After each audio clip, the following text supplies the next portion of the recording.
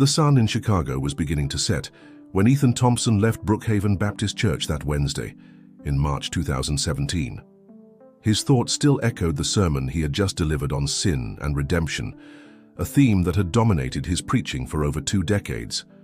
At 45, Ethan was respected in his community as a man of unwavering faith and strong convictions.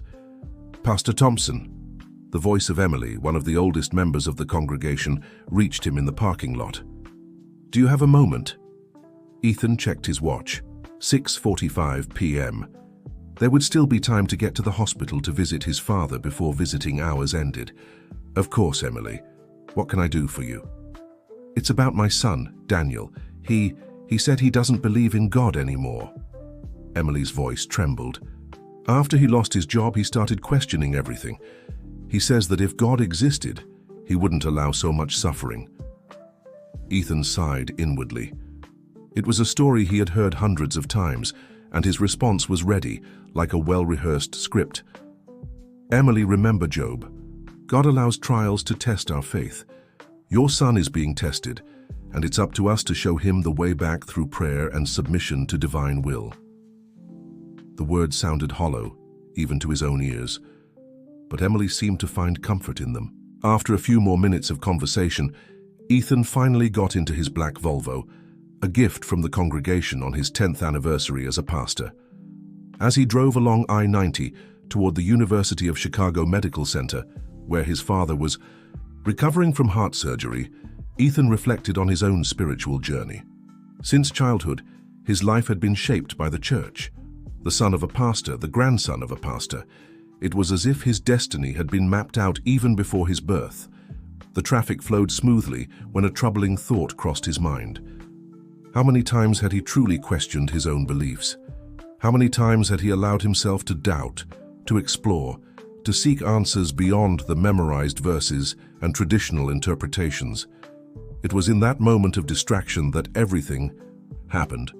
Our truck in front of him braked abruptly, and Ethan, lost in his thoughts, reacted too late. The impact was violent.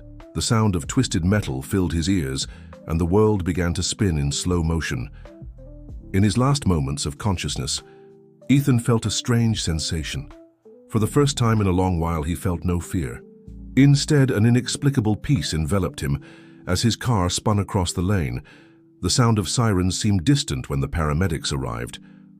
"Unconscious driver, multiple traumas," shouted one of them. "We need to stabilize him before transport." But Ethan was no longer there, or rather, he wasn't only there. Suddenly, he found himself observing the entire scene from above, as if floating over his own body. He saw the paramedics working frantically, saw his motionless body being pulled from the wreckage, heard the concerned voices discussing his vital signs. "He's going into cardiac arrest!" someone shouted. It was then that a soft light, unlike anything he had ever experienced, began to envelop him. And in that light, a presence emerged. Calm, welcoming, radiant. The figure introduced itself as Uriel, and its voice, though Ethan couldn't hear it with his physical ears, resonated directly in his consciousness.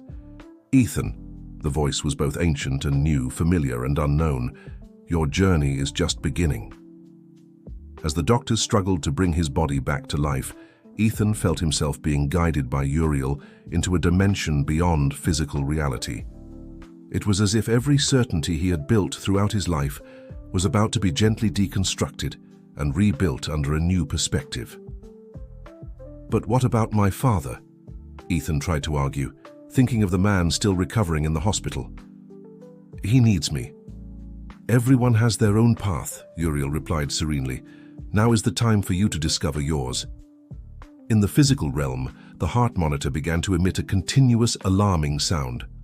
"Initiating resuscitation procedures," announced one of the paramedics. 1, 2, 3. But Ethan was already beyond that moment, being guided by Uriel through a tunnel of light that seemed to penetrate not just space, but also time and consciousness itself. It was the beginning of a journey that would transform not only his understanding of life and death, but also the very purpose of his existence. The transition was smooth, like waking from one dream to enter another even more vivid. Ethan found himself in a space that defied any physical description. There were no defined walls, ceiling, or floor, only a luminosity that seemed to emanate from all directions and at the same time from nowhere. Where are we? Tide asked Ethan, surprised to realize that his voice did not produce sound waves, but rather ripples in the very light that surrounded them. Uriel, whose form now seemed more defined, though still ethereal, responded with a smile that Ethan felt more than saw. This is the portal of consciousness, Ethan. Here thoughts and memories take shape and the truth of each soul is revealed. As if responding to those words, the space around them began to transform. Images of his life started to materialize, not as mere projections but as living moments that could be revisited and experienced anew. Ethan saw himself as a child, sitting in the front pew of the church while his father preached. He saw himself as a teenager, wrestling with doubts he never dared to voice aloud. He saw himself as a young pastor, full of certainties and convictions that now seemed so limited. "What do you see, Ethan?" asked Uriel, though the question felt more like an invitation to reflect than a search for an answer. I see a life entirely devoted to God," replied Ethan, but there was a note of uncertainty in his voice. "Truth?" Uriel asked softly. "Or have you dedicated your life to a specific interpretation of God?" The question hit Ethan like a wave of understanding. Memories began to flow more rapidly. Moments when he had condemned people for their choices, occasions when he had preached more about fear than love, situations where he had chosen dogma over compassion. "But I always followed what I learned. What I was taught was right," Ethan tried to justify, feeling a mix of discomfort and defensiveness. "And who taught your teachers?" Uriel asked. "And their teachers? How many human interpretations have piled up on the original truth?" As he spoke, Uriel guided Ethan through a kaleidoscope of different religious experiences. He saw indigenous rituals full of meaning and connection with nature, Buddhist monks in deep meditation, Sufi mystics in spiritual ecstasy, shamans in communion with the invisible. "All of these are expressions of humanity's search for the divine," Uriel explained. "Each carries a spark of truth, but none contains it completely." Ethan felt overwhelmed. All his life he had preached that there was only one correct path, one true interpretation.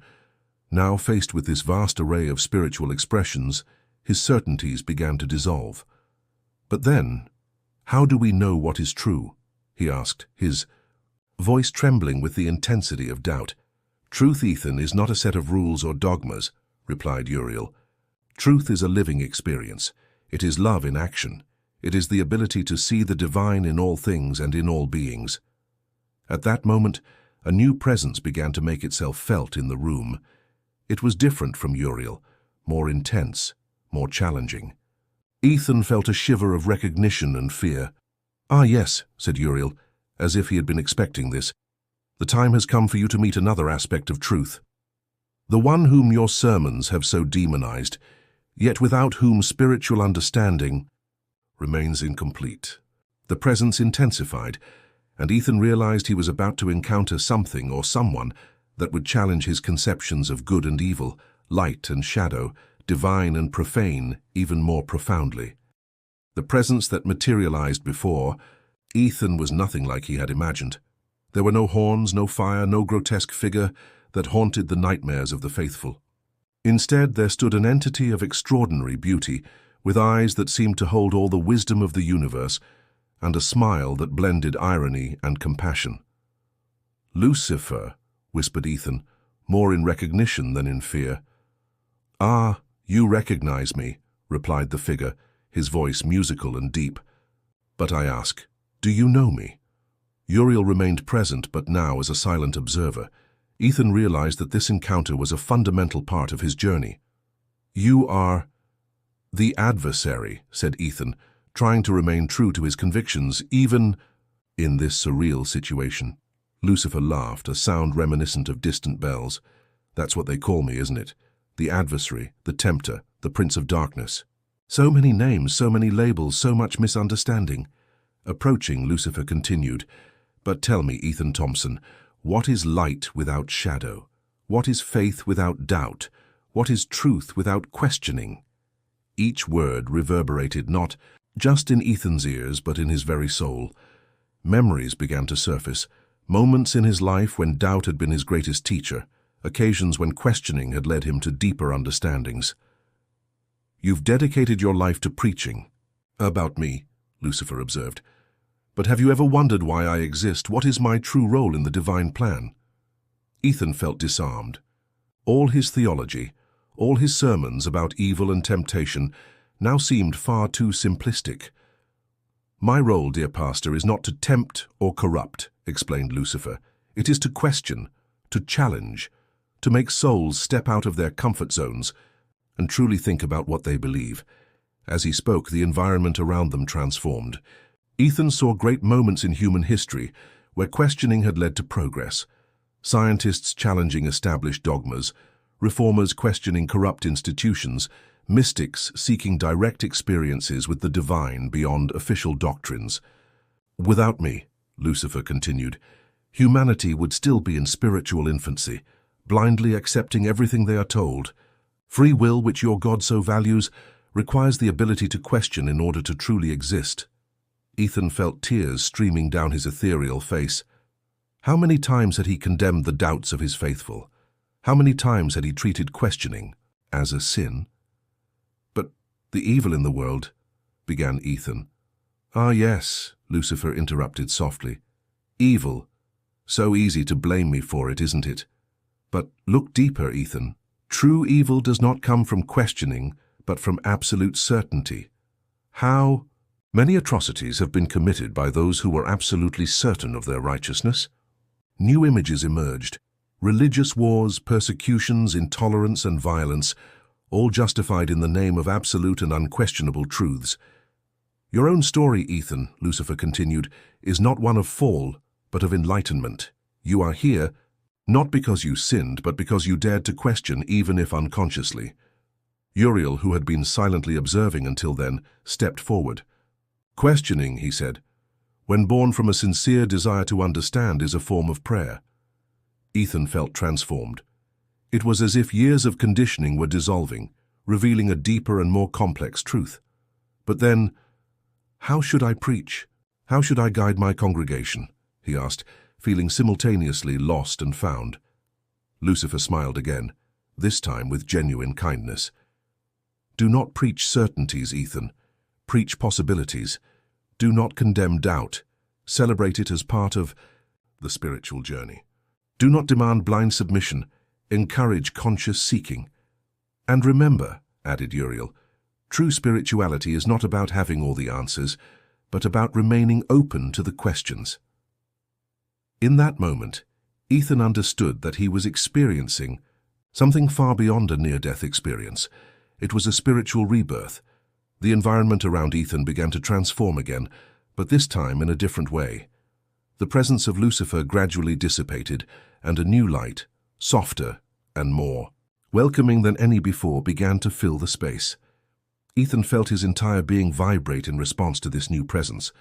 It was as if every atom of his existence recognized something deeply familiar, something that had always been there, but which he had never fully understood.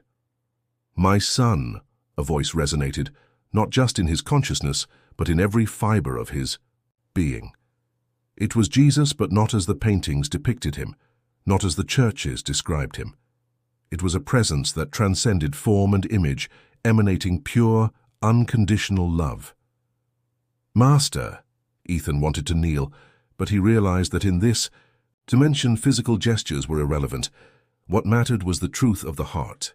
"You have sought me all your life, Ethan," Jesus spoke, his voice carrying thousands of meanings in every word. "But often you looked for me where I was not." Images began to flow, moments when Ethan had preached condemnation instead of love, occasions when he had closed the doors of the church to those he deemed sinners, times when he had chosen judgment over compassion. "But I always tried to follow your teachings," Ethan argued, feeling a mix of confusion and remorse. "My teachings," Jesus responded with infinite kindness, "or their human interpretations. When I said love one another, I did not set conditions. When I said do not judge, I did not add exceptions. Each word was like a balm that healed old wounds in his soul, wounds he didn't even know he carried." Jesus continued, "Human suffering is not divine punishment, Ethan. It is part of the journey of learning and growth. Every challenge is an opportunity to expand the consciousness of love." "But then why allow suffering?" Ethan asked, voicing a doubt he had always secretly carried. "True love can only exist where there is freedom," Jesus replied, "and freedom implies the possibility of choices that may cause pain.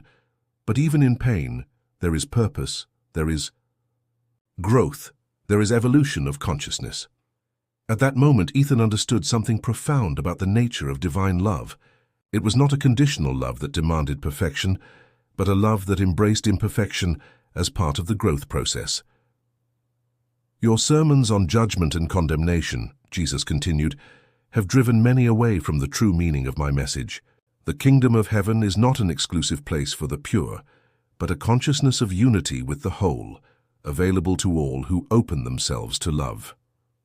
Uriel, who remained present, added, "Each soul has its own time of awakening, its own path of understanding. The role of a true spiritual guide is not to judge or condemn, but to welcome and illuminate." Jesus then showed Ethan visions of his congregation, people carrying heavy burdens of guilt and fear, bright souls diminished by restrictive doctrines, hearts yearning for acceptance but finding only judgment. "You have a choice now, Ethan," said Jesus. "You can return and continue preaching the same gospel of fear and separation, or you can become a messenger of true love, unconditional acceptance, and deep understanding." "But my congregation," Ethan hesitated. "They have waited so long for certainties, for definitive answers." "The only certainties that matter," Jesus replied with infinite patience, "are those born from the direct experience of love. Do not fear guiding them to their own discoveries, their own experiences with the divine." It was then that Ethan felt a gentle pressure on his chest. It was as if something was calling him back, as if an invisible thread was pulling him toward his physical existence.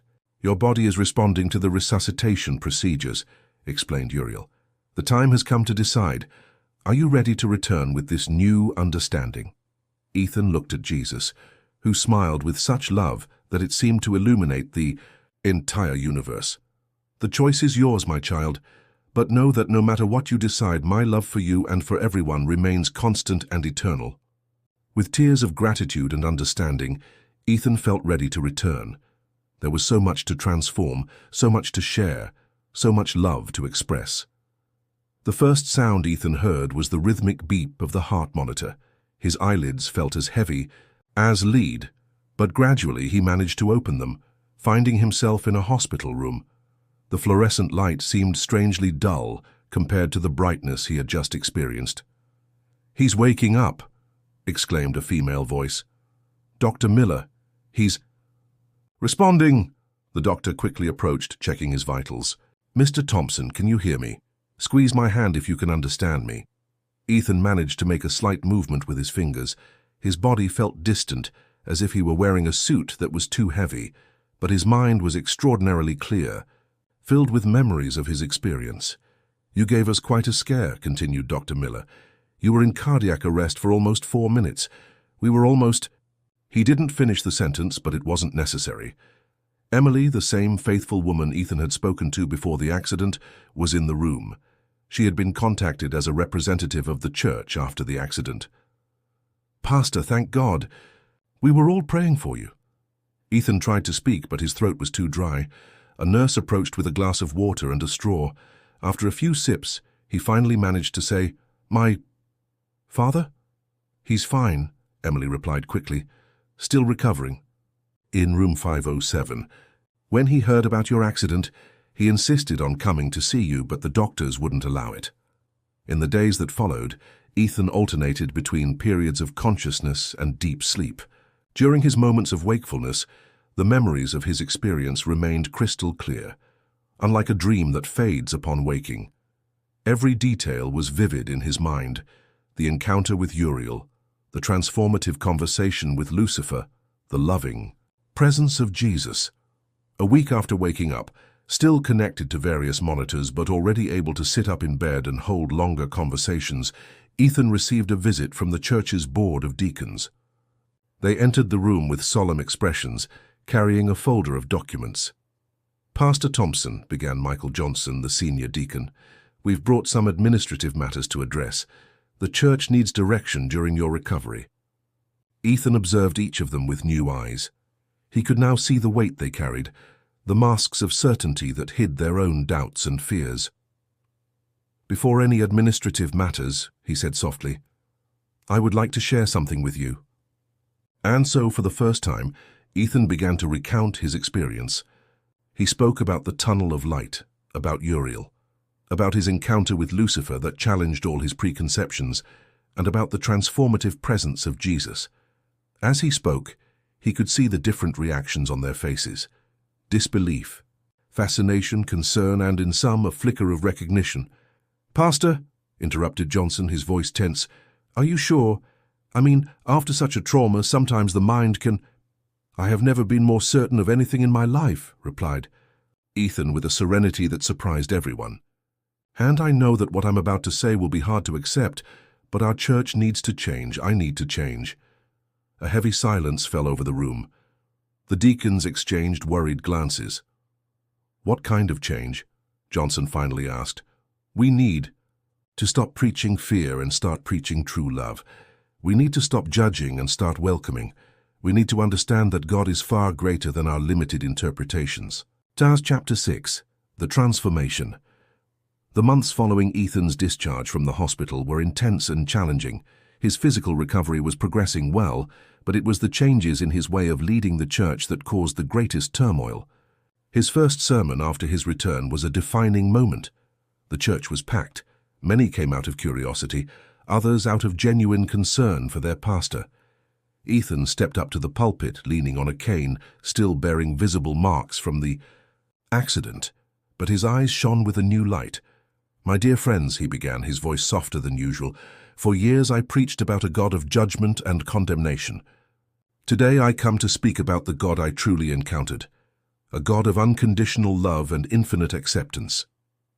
The murmur that swept through the congregation was almost palpable. Ethan continued, "Some of you may have already heard about my experience during the accident. Others may be skeptical, and that is perfectly understandable. I am not here to convince anyone, but to share a truth that has transformed my life." He then recounted his experience, omitting no detail, not even his encounter with Lucifer, which caused audible gasps of surprise. As he spoke, he could see the varied reactions. Some wept silently, others frowned in disapproval, and some seemed deeply moved. "From this day forward," he concluded, "this church will be a place of unconditional acceptance. No matter who you are, where you came from, or what you've done, here you will find love and understanding, not judgment and condemnation." The following weeks were tumultuous. Some more conservative members left the church, believing that Ethan had strayed from the true faith.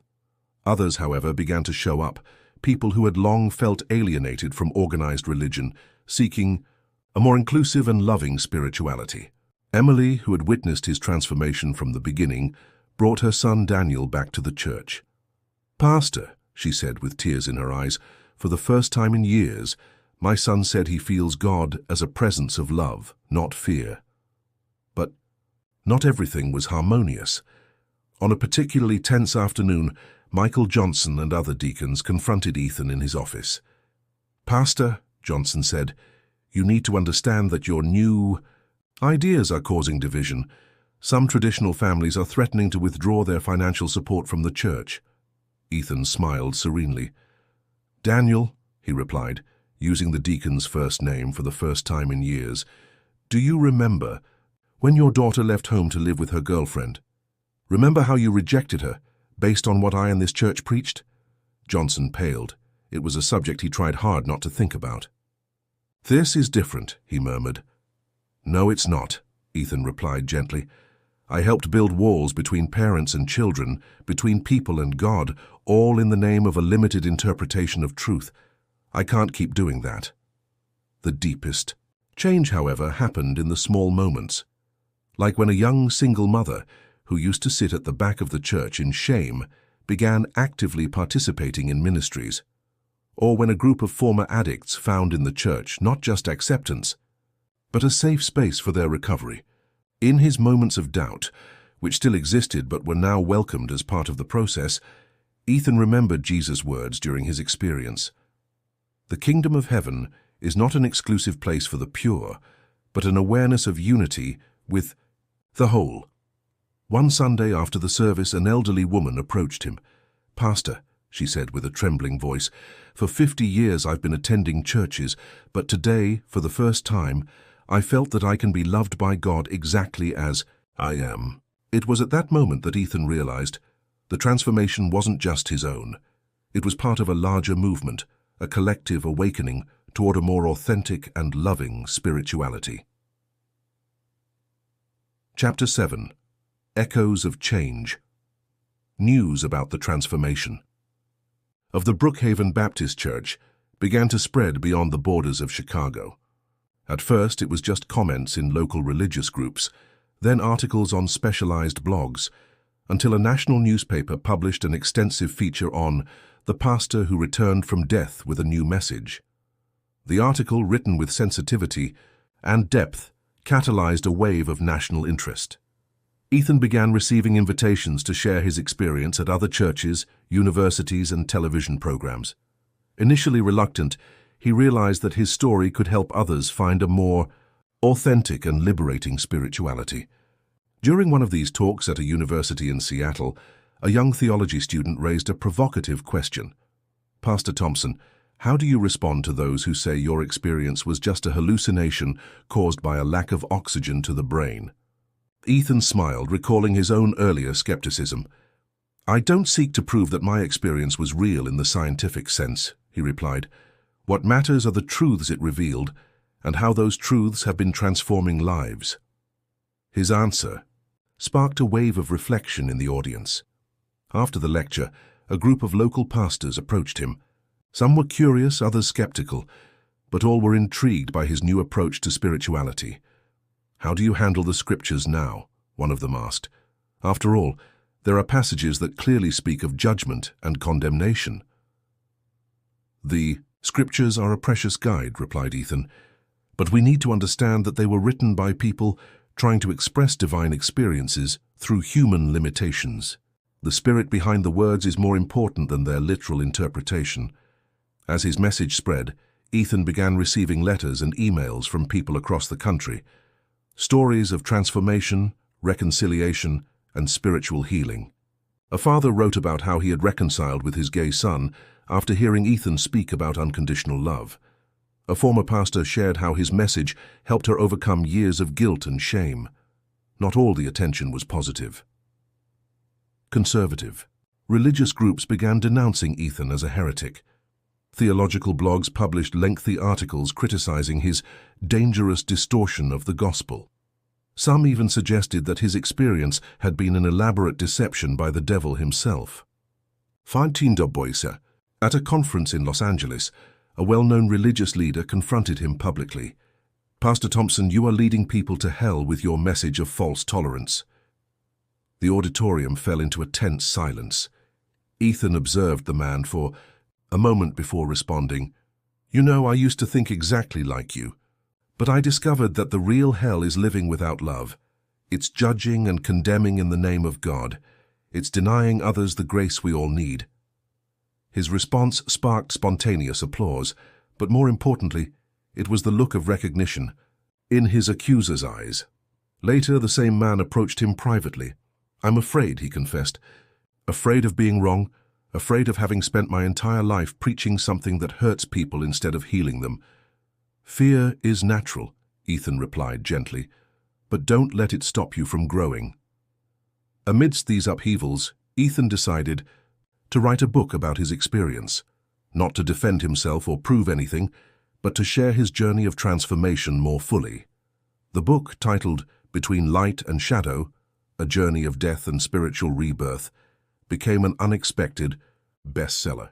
3 years after his near-death experience, the Brookhaven Baptist Church was unrecognizable, in the best possible way. What was once a space of judgment and exclusion had transformed into a center of healing and spiritual renewal. The services now included moments of silent meditation and open discussions where people could freely express their doubts and questions. The congregation had become extraordinarily diverse, attracting individuals from different religious and social backgrounds. Michael Johnson, the former deacon, who had initially resisted the changes, had become one of the most fervent supporters of the new approach. After years of estrangement, his daughter had returned to the church with her wife, and together they were building a bridge of reconciliation. "You know, Pastor," Johnson said one day, "I always thought my faith was strong because I never questioned anything. Now I understand that true strength lies in having the courage to question and still choose to love." Ethan Thompson's transformation also inspired other religious leaders to rethink their approaches. A growing movement of spiritual renewal was beginning to take shape, emphasizing direct experience over dogma, inclusion over exclusion, and love over fear. On a Sunday morning, exactly 5 years after his accident, Ethan was in his office preparing for the service when he felt a familiar presence.